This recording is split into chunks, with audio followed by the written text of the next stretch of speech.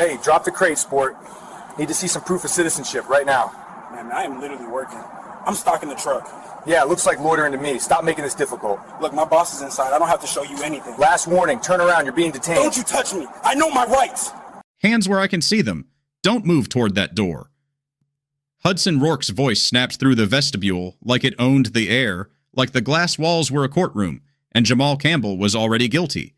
Jamal froze mid-step grocery bag hanging off one wrist, his other hand still on the strap of his insulated lunch tote. The man blocking his path wasn't in a store uniform. He wasn't wearing a police badge either, but he stood in the narrow space with the stance of someone used to people obeying without thinking, one palm lifted like a stop sign, the other hovering near his belt. "Why are you stopping me?" Jamal asked, keeping his voice level. His mouth went dry anyway, that instant body betrayal that came before anger. "Am I free to leave?" "You match a description," Rourke said, "and you're acting nervous. I need your papers. Right now." The immediate threat wasn't subtle. Rourke angled his body to block the exit shoulder squared, forcing Jamal to choose between backing up deeper into the ATM vestibule or pushing past a man who looked ready to turn contact into a takedown. The accusation landed like a stamp, suspicious matching description needing papers. And the promise of payoff sat right under it, quiet but inevitable. Within days, that claim would collapse in a way Rourke couldn't radio his way out of. Jamal's eyes flicked to the small dome camera above the ATM and then to the street beyond the glass. People were moving past, insulated in their own errands. He could see the reflection of his own face in the door, calm on the outside, jaw tight enough to ache. "I'm not resisting," Jamal said, hands open at chest height. "Please state the reason you're detaining me." Rourke's jaw tightened. "I said I need your papers. Don't make this hard." The vestibule door behind Rourke hissed as it sealed shut again, and for a second, Jamal felt the claustrophobia of being boxed in by something as ordinary as a bank entrance.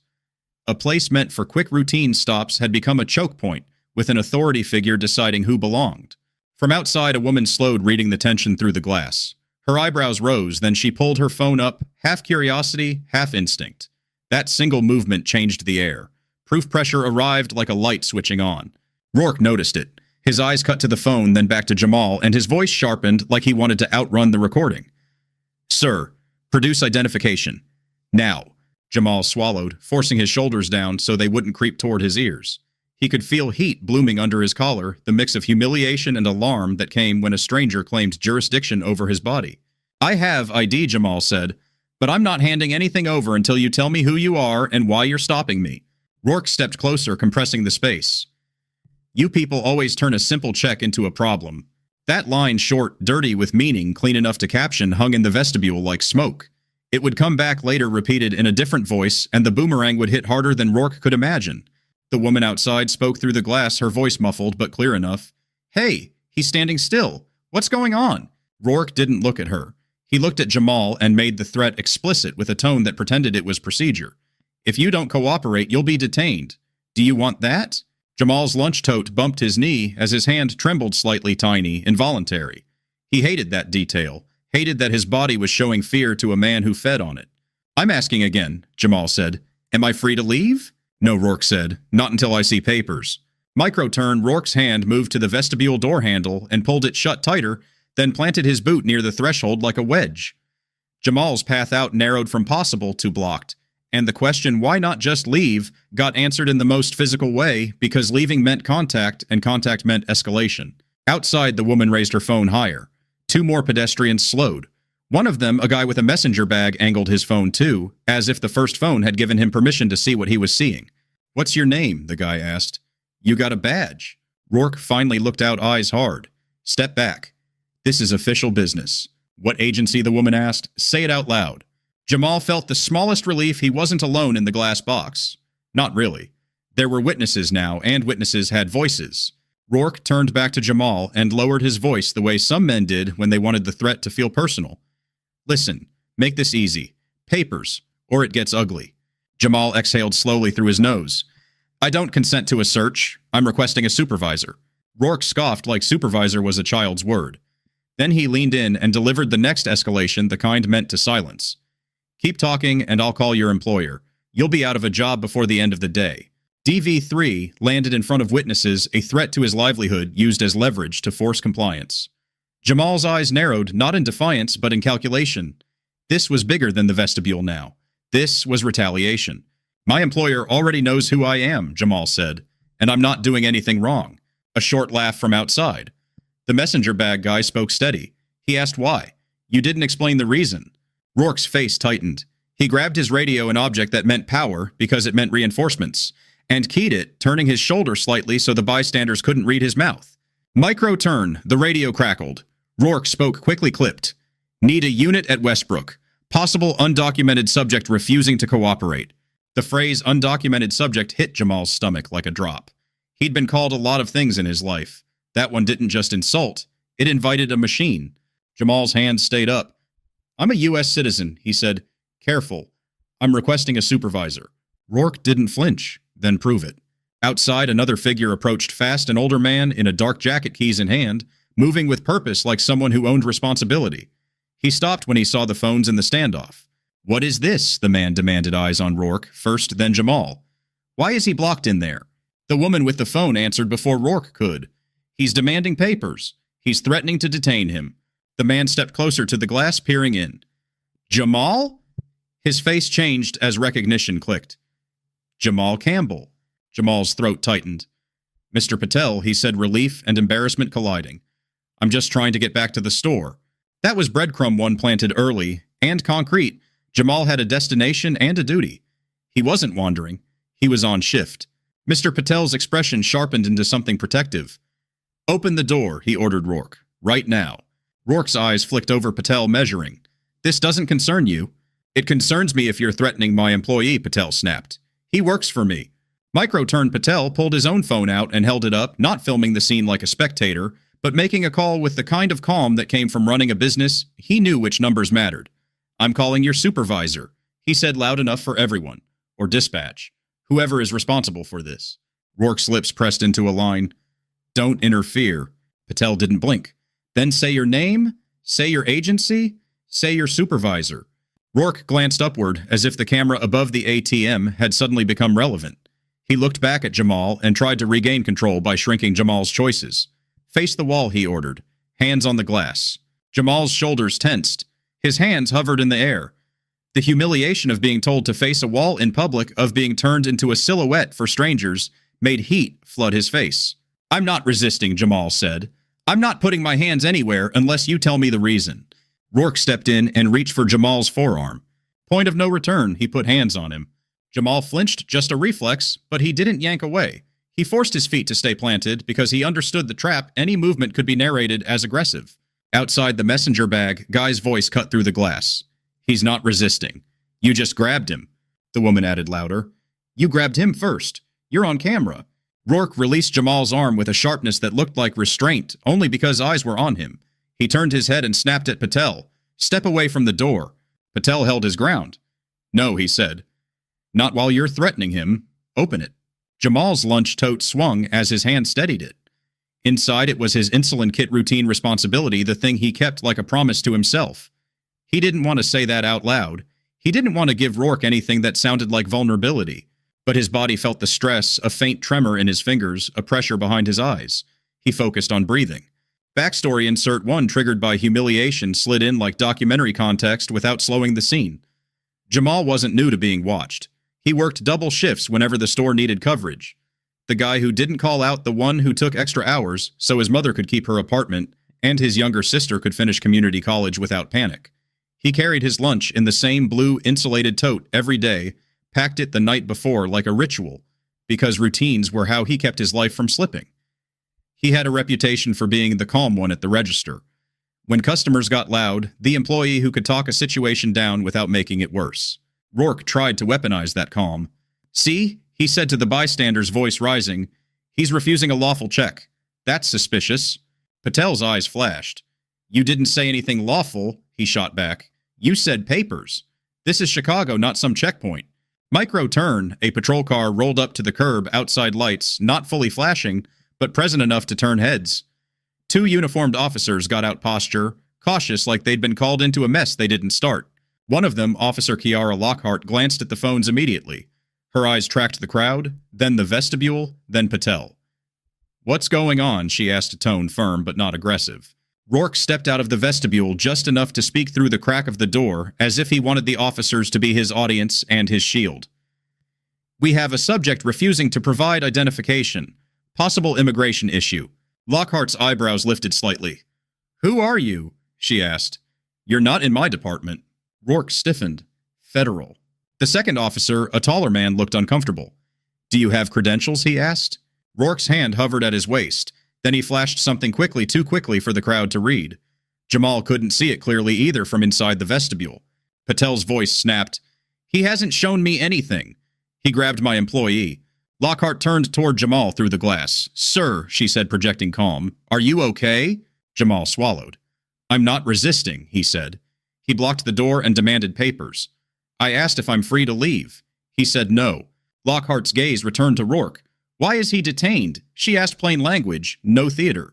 Rourke's response was quick practiced. "He matches a description. He's refusing.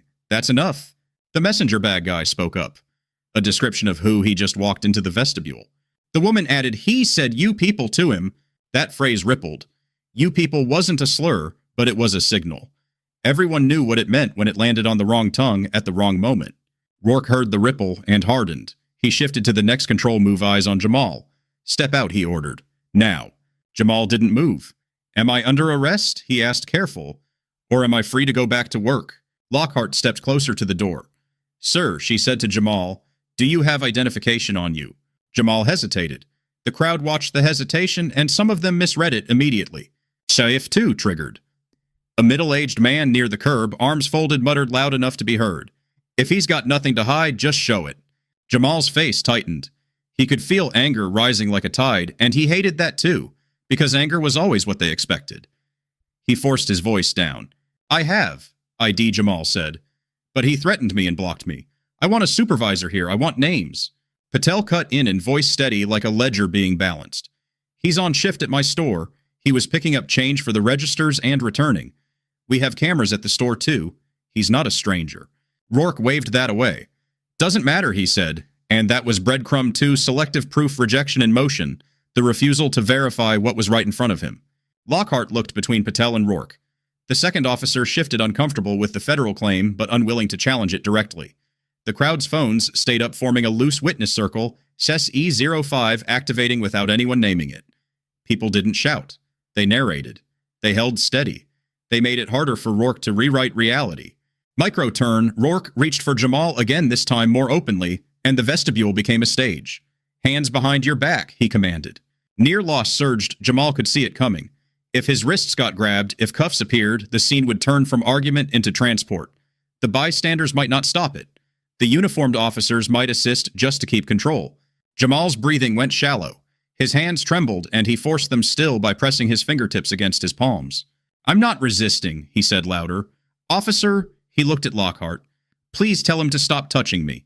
Lockhart's voice sharpened. "Hold up," she said, stepping forward. "Nobody's cuffing anyone in a bank vestibule in front of 10 phones without a clear reason." Rourke's eyes narrowed at her. "Are you refusing to assist?" "I'm requiring clarity," Lockhart said. "What is the specific reason you're detaining him?" Rourke's jaw flexed. He hated being questioned by local police in front of civilians. He hated the optics. He leaned into authority to regain face. "He doesn't have to know," Rourke said. "He has to comply." Lockhart's expression went still. "That's not how this works," she said plain. "If you're detaining someone, you state the reason." Patel moved closer, and 2 bystanders unconsciously shifted with him, tightening the witness circle at the vestibule door. Not touching anyone, not blocking the officers, just present close enough that Rourke couldn't pretend he was alone with Jamal. Micro-turn. The second uniformed officer lifted a hand to his shoulder mic. "Sarge," he said into it. "We need a supervisor at Westbrook. Federal agent detaining a store employee. Crowd filming." Bad reception crackled over his radio, the sound breaking up. An imperfection that mattered, the message didn't transmit cleanly. He repeated it, frustration visible. That small delay stretched the near loss longer. Rourke heard the radio and took advantage of the gap. "You're going to regret making this a scene," he told Jamal. "Your boss won't save you. I'll have him trespassed from this whole block." Patel's voice cut in like a blade. "Don't threaten him," he said. "Threaten me. Say it to my face." Rourke turned toward Patel. "Stay in your lane." Patel didn't back up. "My lane is my employee's safety." This is the moment it turned. Micro turn, a security guard from the bank, an older woman in a navy blazer with a name patch, hurried into frame from inside the building keys jangling. She'd been alerted by the crowd and the tension. She stopped at the vestibule door and looked at Lockhart first. "What's happening in my vestibule?" she demanded. Rourke tried to claim the space. "Federal operation," he said, dismissive. "Stand down." The guard's eyes hardened. "This is private property," she said. "No one gets detained in here without coordination. Who authorized you?" Rourke's nostrils flared. "You don't have authority over me." The guard turned her head slightly and spoke into her own radio. "I need my supervisor at the Westbrook entrance," she said. "Now, possible unlawful detention. Anchor category B, chosen away from B2 and A1. As she spoke, she added loud enough to be heard. "And log this call at the desk right now." The phrase "log this call" landed like a stamp the moment was being recorded in more than one way. Rourke's posture changed. Not softer, just tighter. His eyes moved again to the phones. The witness circle held steady, narrating calm. Jamal spoke through the glass voice controlled. "Ma'am," he said to the guard. He blocked the door.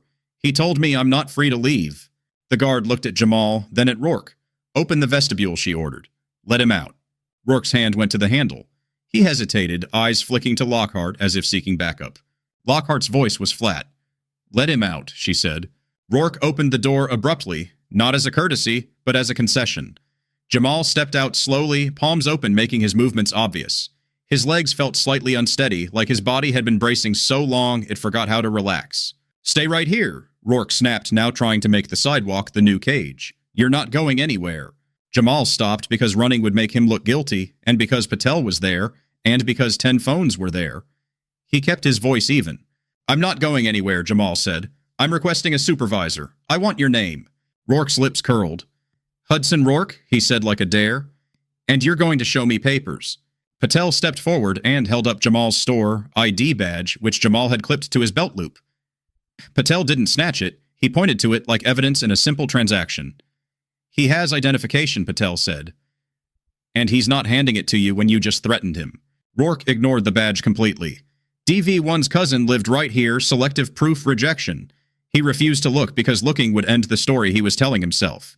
Backstory insert 2, short and grounded. Jamal had earned Patel's trust the slow way, by showing up early, by taking the late deliveries without complaint, by fixing the register paper jams with a little screwdriver he kept in his pocket like a mechanic's charm. He was the employee Patel sent to the bank because Jamal was careful with the deposit bag, careful with the change order, careful with the responsibility. Being publicly treated like a suspect wasn't just humiliating, it threatened the quiet pride Jamal took in being reliable. Microturn, a marked supervisor, SUV, arrived, and Sergeant Leo Strickland stepped out scanning the scene with a practiced eye. He clocked the phones, the crowd, the bank security, the federal posture. "What do we have?" Strickland asked, voice controlled. Lockhart spoke first. "Sergeant, this man," she gestured to Rourke, blocked the bank vestibule and demanded papers from that employee. He put hands on him. No clear reason stated. Rourke stepped in, trying to dominate the narrative. "We have a subject matching description," refusing to cooperate. Strickland looked at Jamal. "Sir," he said, "what's your name?" "Jamal Campbell." Jamal answered, throat tight but steady. "I work for Mr. Patel. He stopped me and demanded papers. I asked if I'm free to leave. He said no." Strickland's gaze slid to Patel. "You're the employer." "I'm the owner," Patel said. "He's on shift. He was running a bank errand for the store." Rourke scoffed. "Owners lie to cover people," he said loud enough for the crowd. Patel's eyes narrowed. "Don't insult me," he said. "You don't know me." Microturn Strickland held up a hand not to silence Patel but to slow the momentum. "Everybody breathe," he said, then turned directly to Rourke. "Hudson, you say you're federal. Who's your supervisor?" Rourke's jaw worked. "I don't have to provide that." Strickland's voice stayed level. "If you're detaining someone on my street with my officers here, you're going to coordinate. Give me a number, give me a contact." Rourke hesitated just long enough for the crowd to sense the crack. Jamal watched it, felt it as a shift in the air.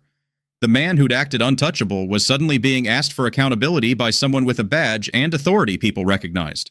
Rourke pulled out his phone and dialed, turning slightly away. Imperfection 2 hit his call, connected, then cut out bad signal between buildings.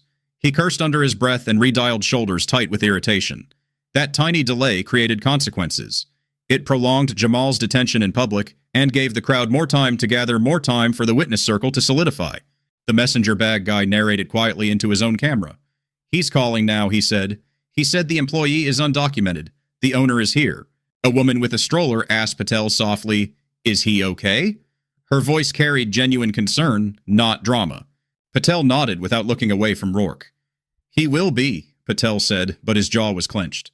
Micro-Turn Bank Security's supervisor arrived a man in a suit jacket with an earpiece, eyes moving fast. He stepped between the vestibule and the sidewalk like he was claiming jurisdiction back. "I'm the security supervisor for this branch," he announced. "Who initiated detention on our property?" Rourke tried to brush him off. "Federal." The supervisor didn't flinch. "Federal or not, you coordinate with us. This is a customer safety issue now." Jamal spoke, voice low. "He grabbed my arm," he said. He blocked the door. Rourke snapped, "I barely touched you." The messenger bag guy responded calm. "You grabbed him. He didn't move toward you." Strickland looked at the crowd. "Anyone willing to be a witness, stay," he said. "Everyone else, give space." The witness circle held. No screaming, no pushing, just presence and statements like a community deciding what normal would be. Near loss peaked again when Rourke turned back to Jamal, face hard. "You're going to give me ID," he said, "or you're coming with me." Patel moved instantly, stepping between them, not touching, but placing his body as a clear boundary. "No," Patel said. "You will not take him." Rourke's eyes flashed. "Move," he ordered. Patel didn't. "Make me," he said, voice quiet, controlled. Micro-turn. Strickland stepped in, positioning himself between Rourke and Jamal with the calm authority of someone trained to stop fights before they started. "Hudson," he said, "you're not transporting anyone from this scene without clear cause and coordination." "Understood." Rourke's face tightened, the calculation visible. He was outnumbered in legitimacy now. The crowd would not forget. The bank had logged. The sergeant was watching. Rourke finally said, "Fine, then I want his ID verified." Jamal felt anger spike. Verified by who, verified how, but he kept the words measured. "I will show my ID to Sergeant Strickland," Jamal said. "Not to you, and I don't consent to any search." Strickland nodded once. "That's reasonable," he said. Jamal's hand shook slightly as he reached into his wallet. He hated that shake. He handed his driver's license to Strickland, not to Rourke. Strickland looked at it, then looked at Jamal's face, then back at the license. "Name matches," Strickland said. "Address matches. He's who he says he is." Rourke's mouth tightened. "Doesn't prove status." Patel's voice rose. "This is insane," he said. "You're not immigration court. He is my employee." Rourke's phone finally connected. He stepped away, voice low, then higher, as he tried to sound in control. "Yeah. I've got locals interfering," he said. "Need confirmation on the subject." Strickland watched him, expression unreadable, then turned to Lockhart. "Get me our watch commander," he said quietly, "and get bank security leadership's contact." The institutional backbone started assembling like a slow, heavy door closing. Not dramatic, just real. Micro-turn, the watch commander called back within minutes. Strickland put the call on speaker so the bank security supervisor could hear. Commander Strickland said, "We have a federal agent detaining a local employee for papers with no stated reason beyond matching description." "Crowd filming," Bank logged the call. The commander's voice came through firm. "Sergeant, keep it calm. Identify everyone. If the agent has a supervisor, get them on scene. No one is transported without clear articulation and coordination." Rourke heard that and stiffened. He didn't like his control being discussed like a problem to manage.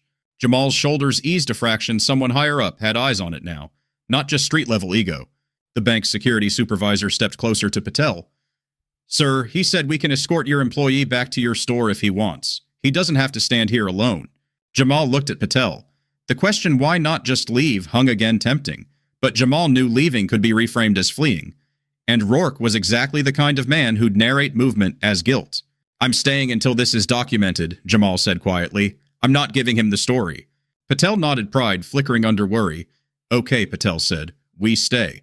Micro-turn, a second vehicle arrived, unmarked government plates. A woman stepped out in a blazer, hair pulled back, eyes sharp. She walked straight to Rourke with the posture of leadership. Rourke straightened. "Supervisor," he said. She looked past him to the crowd, then to Strickland, then to Jamal. "I'm Nora Lockhart," she said, voice controlled. "I supervise this agent. Tell me what happened." Rourke launched into his version. Subject match description refused to comply, locals interfered. Strickland didn't argue emotionally. He stated facts. He blocked the vestibule door, Strickland said. He demanded papers. He put hands on Mr. Campbell. He threatened his employment. Patel added, he told him, "You people always turn a simple check into a problem." Rourke snapped, That's not what I meant. Freeze moment built as Nora Lockhart turned her head slowly toward Rourke, eyes narrowing. The crowd went quiet in that particular way. Phones held steady breaths, held everyone waiting for whether authority would protect itself or correct itself. Repeat what you said, Nora Lockhart told him. Rourke's throat bobbed. Patel's voice was calm, almost gentle, which made it sharper. You said you people always turn a simple check into a problem. The messenger bag guy echoed. That's what he said, and the woman with the stroller nodded without speaking. Nora Lockhart's eyes didn't leave Rourke. Did you say that she asked? Rourke's face reddened. I said he was being difficult. That's not an answer, she said. Rourke exhaled hard. Yes, he admitted. But it wasn't. Nora cut him off. Stop, she said, and the single word sounded like a door closing. The viral quote boomeranged. Not as a meme, as an official moment of accountability spoken back to the man who said it in front of everyone. Nora turned to Jamal. Mr. Campbell, she said, are you injured? Jamal swallowed. His arm still tingled where Rourke had grabbed him, but the bigger injury was the public suspicion stamped onto him like a label. No, Jamal said, but I was blocked and threatened. I want that documented. Nora nodded once. It will be, she said. Then she turned to Strickland. Sergeant, I'd like to separate parties and take statements. Micro turn. The bank's security supervisor produced a clipboard and guided witnesses to one side, creating order from the crowd's energy without dismissing them. The witness circle became a witness line, people volunteering names and short descriptions, still filming until asked politely not to capture other witnesses' faces. Patel stayed beside Jamal like a pillar. You did nothing wrong, Patel murmured. Jamal's eyes stung unexpectedly, not with tears he let fall, but with the pressure of holding himself together. Nora Lockhart moved Rourke away from Jamal and spoke low sharp. Rourke's shoulders stayed squared, but his eyes darted. He knew the scene had gotten bigger than his pride. Anchor category D, chosen from a different category than B, and away from A 1/B2 rotation. Nora looked at the bank security supervisor and Strickland and said clearly, preserve all footage and all statements from this scene. It wasn't a magic spell, it was a real-world preservation step spoken out loud, and everyone heard it. Rourke's head snapped slightly at the word preserve like it tasted like consequence. Jamal's statement came out in short, clean lines, the way someone speaks when they know rambling gets used against them. He blocked me in the vestibule, Jamal said. He demanded papers. I asked if I'm free to leave. He said no. He grabbed my arm. He threatened to call my employer and get me fired. My employer arrived anyway. Patel added his own. Jamal is my employee. I sent him to the bank. He is trusted. I saw the agent block the door. I heard him threaten Jamal. The woman with the first phone spoke calmly. He looked calm, she said. He had his hands up. The agent escalated. The man who'd muttered, just show it earlier, shifted awkwardly in the witness line, then surprised himself by speaking up. I thought it was normal, he admitted. But then I heard the you people line. That's when I started recording too. Even the misread bystander became a reluctant corroboration. The story narrowed into something factual, what was said, what was done, what was seen. Microturn Strickland's watch commander arrived in person, stepping out of a vehicle with a presence that quieted the street again. He shook hands with the bank's security supervisor and nodded to Nora Lockhart. This is going to be reviewed, the commander said. Not threatening, just stating reality. He looked at Jamal. Sir, you're not under arrest. You're free to go when you're ready. We'll take your contact for follow-up. Jamal nodded throat tight. Thank you, he said, and the gratitude came with a bitter edge because he shouldn't have needed this much structure to be treated like a person. Nora Lockhart turned toward Jamal and Patel together. I'm sorry this happened, she said, careful with words. I can't resolve everything on the sidewalk, but I can tell you this is being elevated. You will be contacted, and Agent Rourke is done for the day. Rourke's head jerked. Supervisor. Nora cut him off again. You're done, she said. Hand me your badge and your keys. Rourke's face went rigid. His hand moved slowly, like each motion cost him pride. He surrendered the items not dramatically, but with the body language of someone trying not to show fear. That was justice served in the only way it ever arrives in real life. Incremental, supervised, documented, witnessed. Patel exhaled for the first time in what felt like an hour. Jamal's shoulders sagged slightly, the delayed tremble finally catching up to him. His hands were cold. You want to sit, the bank guard asked Jamal gently, inside away from the crowd. Jamal shook his head. I need to get back, he said. My shift. Patel's voice softened. The store can wait, he said, then corrected himself because he knew Jamal's pride. We'll handle it. You come with me. We'll walk back together. They moved as a unit, Jamal Patel and 2 bank security staff escorting them to the corner, not because Jamal was guilty, but because the world was still unpredictable and they weren't going to pretend otherwise. On the walk, Jamal's body finally let him feel what he'd been suppressing, the shaking in his hands, the tightness in his chest. He kept his chin up anyway. "You okay?" Patel asked. Jamal's voice came out quieter than he wanted. "I'm mad," he admitted. "And I'm tired of being calm so other people don't get scared." Patel nodded like he understood exactly. "You shouldn't have to prove you're safe," he said. "They should have to prove they're right."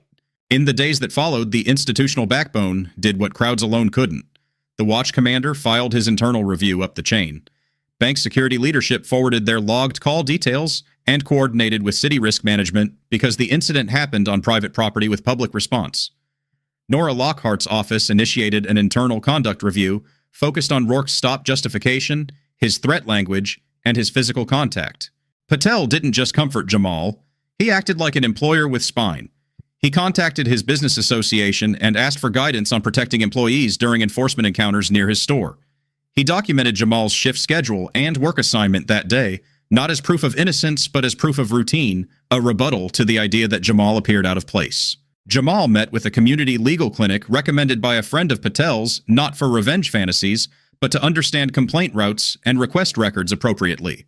He wrote his statement again, clean and consistent, because he understood that the easiest way institutions avoid accountability is by calling people emotional and unreliable. The witnesses remained witnesses. The first woman who filmed sent her clip to Patel after asking Jamal's permission. The audio was shaky at one point, and a passing bus swallowed a sentence, causing a momentary misunderstanding about whether Jamal had been told to step back or step out. That imperfection mattered. Rourke tried to exploit it in his initial written response, claiming Jamal ignored a command. But multiple other phones captured the same moment more clearly, and the combined witness narration corrected the gap without turning it into a miracle. Weeks later, Jamal sat in a small conference room at the bank branch with Patel beside him, hands folded. Across from them sat the bank's operations manager and a city risk manager. On a speakerphone sat an agency representative from Nora Lockhart's office, identified only by role and name, voice measured. "We're here to acknowledge harm," the operations manager said, "and to document changes." The city risk manager spoke next. "We're implementing a complaint portal fix for incidents involving contracted or external enforcement activity on partner properties," he said. "We're also updating coordination expectations with any external agents who engage on site." Patel leaned forward. "What happens to the agent?" he asked. The agency representative didn't promise fireworks. "There has been discipline," she said. "There has been a credential review, and there has been mandatory training and oversight requirements." Jamal listened, jaw tight. He didn't want training as a substitute for consequences. He wanted recognition that his dignity mattered. Then the bank operations manager slid a letter across the table toward Jamal, signed in ink. "This letter states you were not suspected of any wrongdoing by the bank," he said, "and it documents that you were detained without bank authorization." Jamal stared at the paper, the simple power of being written down. His throat tightened. The agency representative's voice came through the speakerphone one more time, and it was careful official. "Mr. Campbell," she said, "we regret the language used toward you. Specifically, the phrase 'you people' was unacceptable and has been addressed." There it was again, the quote returning this time inside an institutional record. Not a meme, a formal acknowledgement. Jamal exhaled slowly. The victory wasn't that someone got dragged away in handcuffs. The victory was that the story couldn't be buried. The crowd's calm witness circle had held the line long enough for supervisor security leadership and city risk management to do their part. Patel walked out of the meeting with Jamal and paused in the lobby, looking at him with quiet pride. "You still want to work tonight?" he asked. Jamal gave a small tired laugh. "I want to live," he said. "Work is part of that." Patel nodded. "Then we go back on your terms," he said, "not theirs." Jamal clipped his badge back onto his belt loop and adjusted the strap of his lunch tote. It felt like reclaiming something small but essential routine without fear. And Hudson Rourke, who had tried to turn a bank vestibule into a checkpoint, learned the slow grinding truth institutions hate to admit. When a community stays calm, records get made, and leadership is forced to look. The street didn't forget. The log didn't forget. The quote didn't disappear. Jamal walked back toward the store beside the man who'd refused to let him be isolated. Shoulders finally lowering as the corner turned as the crowd dispersed as the day resumed its ordinary movement, only now with one more line drawn in public about what would not be tolerated. First, when an authority figure demands papers or blocks a path, it helps to stay physically still, Keep hands visible and use calm phrases like, "Am I free to leave?" and "Please state the reason," because those words force clarity without escalating the moment. Next, if it feels unsafe to walk away, say so out loud. Blocked exits. Threats of detention and fear of retaliation are valid reasons to stay put while requesting a supervisor.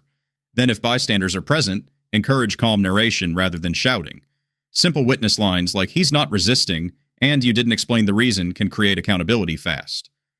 After that, ask for names and roles and request that the incident be documented by the property's security leadership or on-scene supervisors, since institutional logging often matters as much as video.